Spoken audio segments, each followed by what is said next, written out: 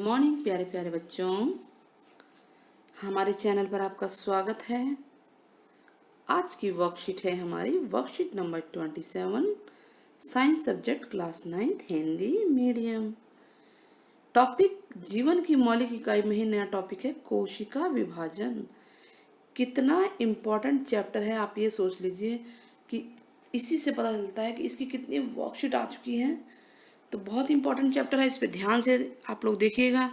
जो भी नए व्यूअर जुड़ रहे हैं वो पिछली वर्कशीट जरूर देखें, और साथ ही अगर वीडियो पसंद आती है तो चैनल को सब्सक्राइब करना ना भूलें और बेल आइकन दबा दें जिसमें ऑल का नोटिफिकेशन हो, ताकि आपको सारी नोटिफिकेशन मिलती रहे।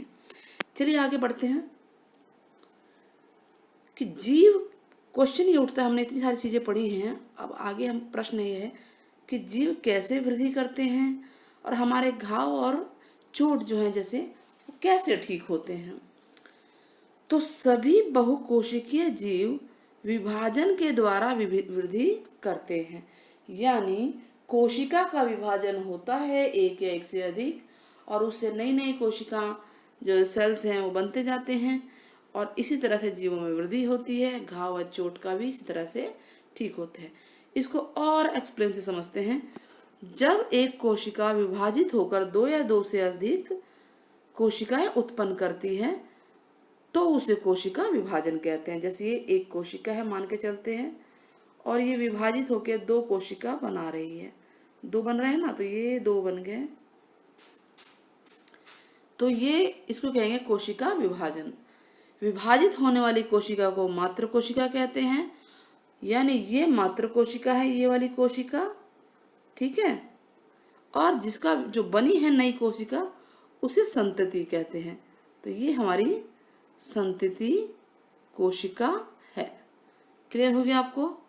चलिए आगे बढ़ते हैं कि जिसका विभाजन हो रहा है वो मात्र कोशिका है, जो विभाजित हो चुकी है वो संतति कोशिका है।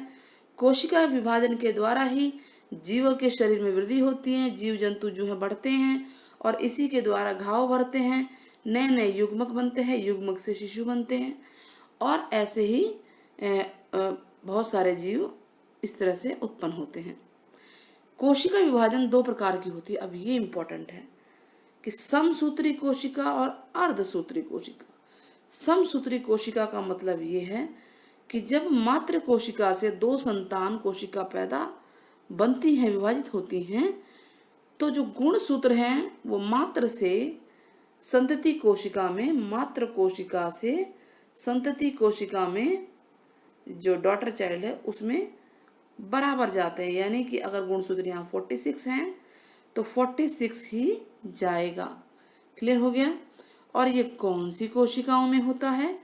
ये होता है ज़्यादातर जो हमारी वृद्धि के लिए कोशिकाएं होती हैं ना, यानी संतान तो पैदा हो चुकी है, उसको बढ़ना है, मैच्योर होना है, तो उसके लिए वृद्धि के लिए जो कोशिकाएं हैं उनमें ये होता है, टूट फूट वाली हैं।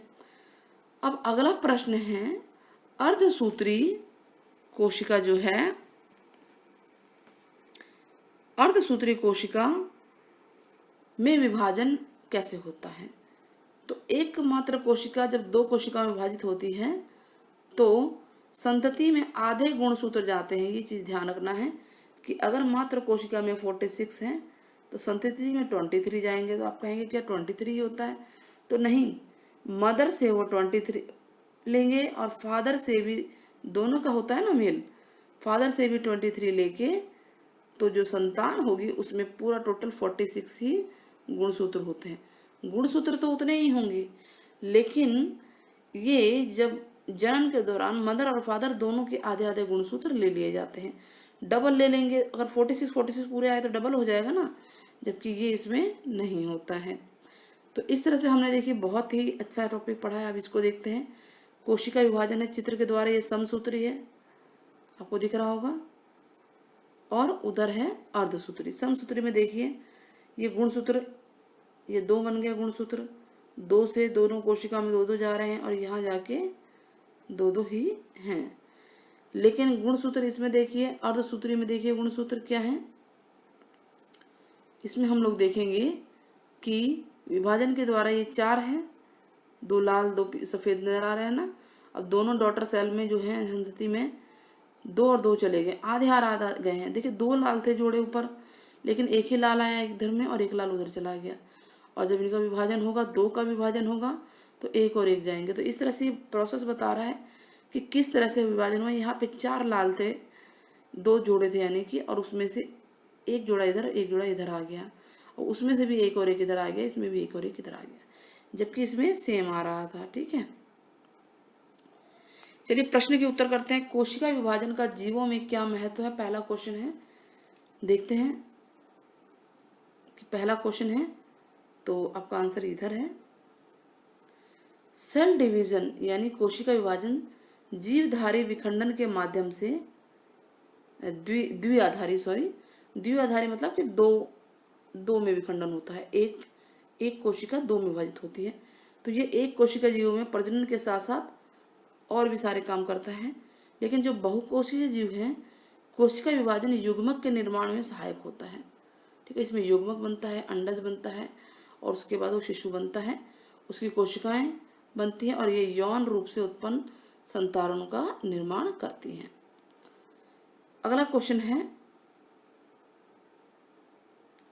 कि अर्धसूत्री कोशिका विभाजन कहाँ होता है। आपने ये पढ़ा ना, कहाँ होता है। हमने बताया था कि जनन के दौरान होता है, और जो संतति कोशिकाओं से बनता क्या है।